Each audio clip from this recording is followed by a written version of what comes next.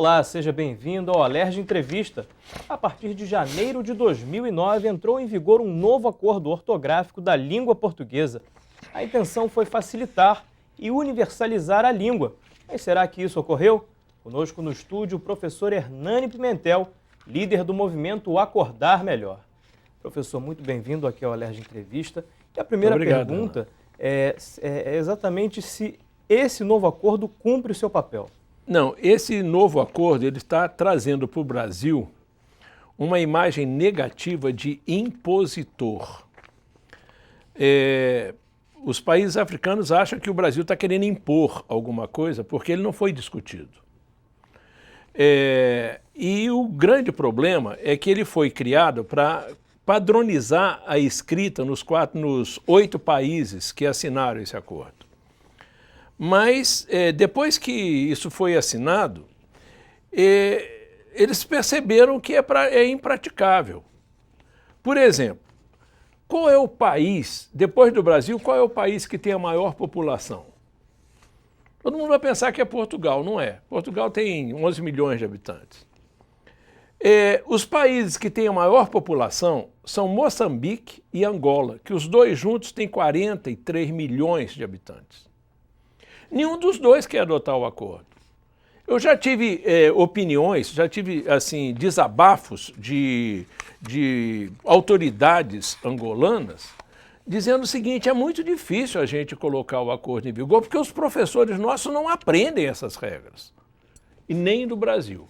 É mais difícil para eles se adequarem a esse novo acordo do que nós? Não, é difícil para todo mundo. Porque o acordo ele é baseado em ilogicidade. Veja só, sabe o que eles estão querendo fazer? Que todo mundo ande de Gordini. Vamos jogar todos os carros modernos fora e vamos andar de Gordini. Porque esse acordo foi pensado em 1975. Foi votado em 1990. E para ser colocado em vigor agora, pô, quer dizer, está absolutamente fora. Naquela época, a educação, no século passado, se baseava na decoreba. Esse acordo ainda é do raciocínio da decoreba. O aluno hoje não aceita decorar. Então é um acordo que vem uma regra e um monte de exceção. Você tem que decorar, pô? Na verdade, ele não foi atualizado, né? Ele foi pensado em 75. Pois é, e não foi repensado para ser implantado agora. Né? Tinha que ser repensado. 40 anos de atraso. Exatamente. Então, vou dar alguns exemplos. Primeiro defeito dele é ser anacrônico. Ele nasceu fora de época. Tá? Segundo, é que as regras são ilógicas. Você pega, por exemplo, a regra do H. Diz que se coloca hífen antes do H. Super-homem. Tudo bem. Mas se o prefixo for des ou in, desumano, inumano, você não bota hífen para manter o H, você joga o H fora. Então você tem uma regra que parte de 2 princípios antagônicos: preservar o H ou manter o H. A regra tem que ser lógica para o século XXI. Antes do H se põe hífen, ponto, não tem exceção. In, hífen humano. Ou então é o seguinte: tira-se o H do início das palavras.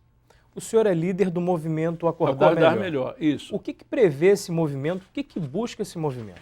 Esse movimento prega e busca, só para você ter uma ideia, agora nós estamos partindo para debates assim, em televisão, etc., com você, mas até agora eu me limitei a fazer palestras. Só das palestras que eu tive, nós estamos com 20 mil assinaturas. Agora nós estamos vindo para falar para o público. E até peço que vocês depois entrem nesse site www.acordarmelhor.com.br e assinem lá o manifesto, porque o que nós queremos é acabar com a decoreba. Todos nós, todos os brasileiros, sem exceção, somos analfabetos. Analfabeto significa aquele que não sabe usar as letras. E quem é que sabe usar, por exemplo, o G e o J, o S e o Z, o X, o XC? Tá certo? A gente usa mais pela memória visual do que pelo conhecimento mas da língua. Né? Quantas vezes, olha, a pessoa pode ter 100 anos de idade, de vez em quando ela tem que ir para um dicionário para ver como é que escreve. Então ela não sabe usar as letras. Então todos nós somos analfabetos. Por que isso? Porque não é porque nós somos burros, é porque nós somos inteligentes que a gente não sabe escrever. Porque a inteligência foi feita para você entender e não para decorar. E essas regras são todas baseadas na decoreba. Então nós nunca vamos aprender se for assim na decoreba. Resultado, até a existência do H na palavra homem, por exemplo, é uma contradição do acordo. Porque o acordo diz que as consoantes não pronunciadas não devem ser escritas. Homo, homem, o H não é mais pronunciado. Então por que está escrito? É uma contradição. Quer ver como é que a gente vai poder explicar para um aluno que está aprendendo a escrever ou para um adulto que, por exemplo, guarda-chuva tem hífen e manda-chuva não tem? Se as duas são formadas na mesma constituição, é um verbo mais um substantivo. Como é que vai existir isso? Quer ver uma outra coisa? Só no ano passado, só no século passado, de 1900 até o final do século XX, houve 9 mudanças ortográficas. Nenhuma delas foi precedida de uma pesquisa dos nossos radicais. Pois é, como é que foi elaborado esse novo acordo? Teve participação da sociedade? Não. Nenhuma. Foi feito de costas para a sociedade. Tá? Eu posso até externar uma situação pessoal. Em 1980, eu soube que as duas academias, Academia Brasileira de Letras e Academia das Ciências de Lisboa, iriam se reunir para poder assinar o acordo, fazer o acordo. Isso em 80. Por acaso, aqui no Rio, eu encontrei num restaurante o professor Antônio Weiss, que era quem da Academia Brasileira de Letras estava responsável por isso. E coloquei para ele, falei, professor, é um bom momento para a gente simplificar a grafia dos radicais. E ele falou assim, como assim?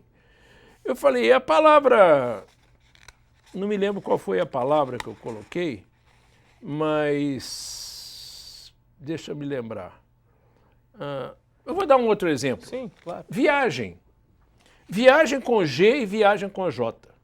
Né? Por que você tem viagem com G e viagem com J? Porque alguém de ascendência italiana, algum escritor de ascendência italiana, escreveu viagem, substantivo com G uma vez, e aquilo entrou para o dicionário. Então hoje nós temos que ficar ensinando uma coisa que não tem lógica.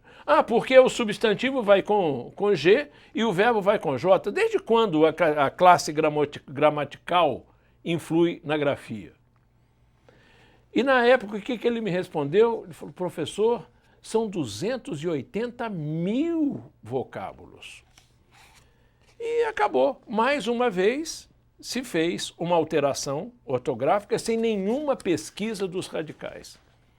Como é que eu posso fazer umas regras de ortografia se eu não conheço nem as famílias dos radicais que nós temos para poder padronizar isso? Percebeu? Então, foi tudo feito, né, na coxa. Na coxa significa como os escravos faziam telhas de qualquer jeito, entendeu? Cada escravo tinha uma perna diferente, então saiu sem padrão. Pois bem, isso foi feito à revelia da sociedade. Naquela época, 75 e tal, logo ainda existia uma forte, vamos dizer assim, presença do militarismo na cabeça das pessoas e uma tradição muito grande de educação que era baseada na decoreba e que ninguém podia se opor. Agora não, agora nós estamos na época da internet, pô. Pois é, exatamente essa era a próxima pergunta. Sim. O mundo mudou muito de 75 mudou para cá. Demais. A informação é completamente diferente, os meios de comunicação mudaram. Exatamente. E um acordo que foi elaborado em 1975 muito antes da chegada não, mas da popularização da internet. Isso. A internet mudou muito a forma de falar? Veja só, a língua, tem gente que fala que o acordo vai mexer na língua. Não, eu defendo a necessidade de um acordo que atualize a ortografia, que torne mais fácil a gente escrever sem precisar ficar decorando. Entendeu? Eu vou dar só um exemplo para vocês. Quem sabe usar o G e o J? Ninguém. Antes de E ou de I, o G e o J têm o mesmo som. Quando eu falo G dentro de uma palavra ou G dentro de uma palavra, olha o problema que vai surgir na cabeça de quem vai escrever, é com G ou com J. Isso pode acabar com uma facilidade incrível. A letra G deixa de se chamar letra G. Vamos fazer como acontece, por exemplo, na Alemanha, nos países nórdicos, onde a letra G não é letra G, é G. É o som G. Então, se eu falar guitarra, né? Guinada, granada, tudo é G e acabou. Não precisa usar G-U-I. Joga fora esse dígrafo G-U, fica a letra G. Se eu escrever G-U-I, é GUI. Resolvi o problema do trêmulo. Se eu escrevo com J, vai ser o som J. Já, G, Joju é sempre a letra J. Então, caçange é com G ou com J? Se o som é J, é J. Se o som é G, é G. Percebeu? Alguém vai ter que decorar isso? Não, acabou. Resolveu o problema. Tá certo. Né? Professor, a gente vai fazer um pequeno intervalo. Sim. E a gente volta já já falando desse assunto.